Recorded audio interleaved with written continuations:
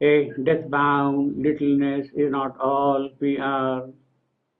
Immortal, our forgotten vastnesses await discovery in our summit selves. Unmeasured breadths and depths of being are ours. Ashwapati comes as eternity's delegate. Yes, he comes as eternity's delegate. But what is he delegated with? There was a problem.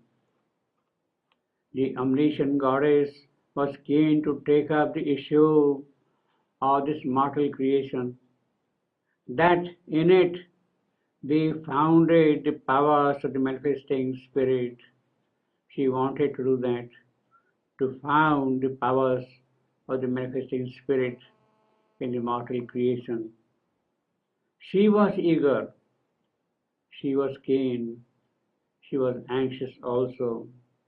She had brought with her the divine message.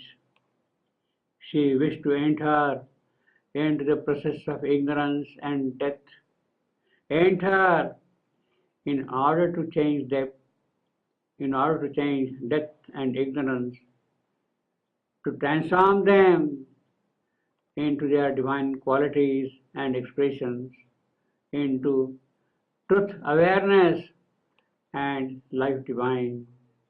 That is what she wanted to do. She desired to do that. But the conditions on earth where this had to happen were not yet favorable enough. They were not assuring enough. She thought that the spaces were ready for her feet, that she would tread easily in this mortal world. But ungraciously, she was unwanted by the earth creature. In that situation, she preferred to go back instead of insisting or forcing the matter. That would have proved disastrous. Her forcing or insisting the issue, that would have proved disastrous, calamitous. She went back. She preferred to go back to the world of truth and consciousness and delight, her native home. She went back to her home. Her going back without achieving what must be achieved in the anguished and imperfect world was a serious matter. It became a matter of deep concern. The transcendental gods were concerned. They colloqued about it, about the issue, that the omniscient goddess had to come back.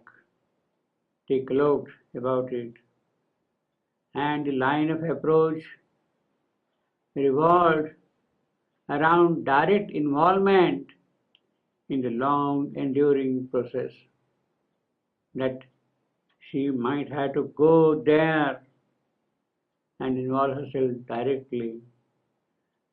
The outcome was the omniscient goddess herself should take mortal birth. Yes, if she has a concern of this creation, she must take the mortal birth. She must condescend to pass through the portals of the birth. That is a death. But such a mortal birth of the omniscient goddess can occur only when there is a call from below, from the soul of the earth, a call for her to come down upon earth. It is necessary that it is a strong call, a call in the blowing of the divine conch. It should be call that can reach her in the transcendent. But how is that going to happen?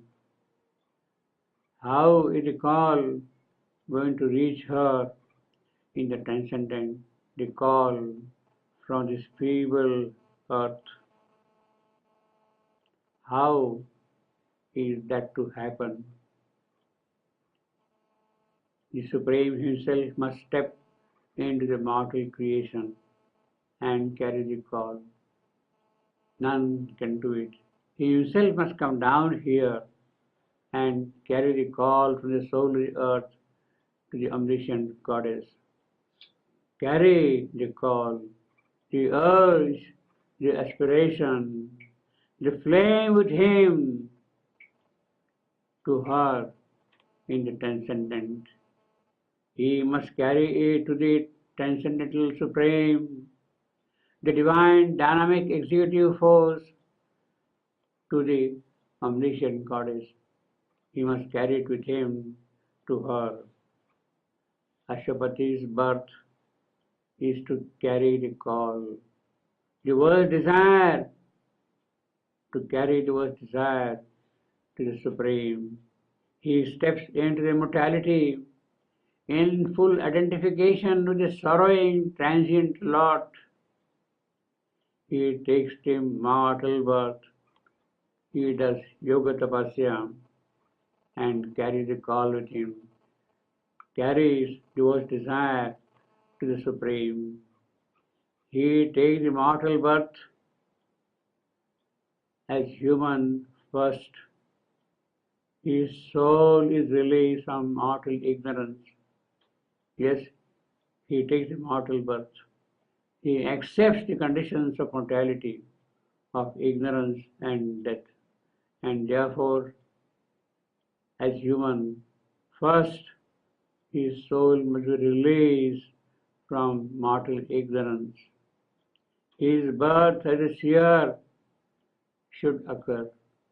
Yes, after the birth in him for the seer, he must become the demigod.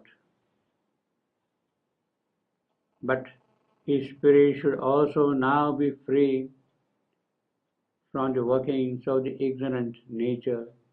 The journey begins. He comes here, takes mortal birth, accepts the conditions of ignorance and death. In that process, his soul is first released from mortal ignorance. With the release of the soul from mortal ignorance, a seer is born in him.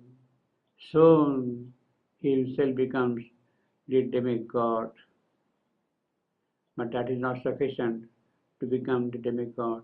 What about nature? What about the spirit part of his personality? But this spirit should also know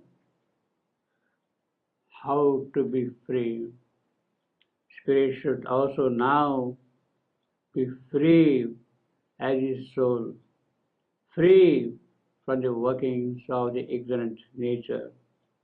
And therefore, Ashwapati's journey begins, journey toward the freedom of the spirit.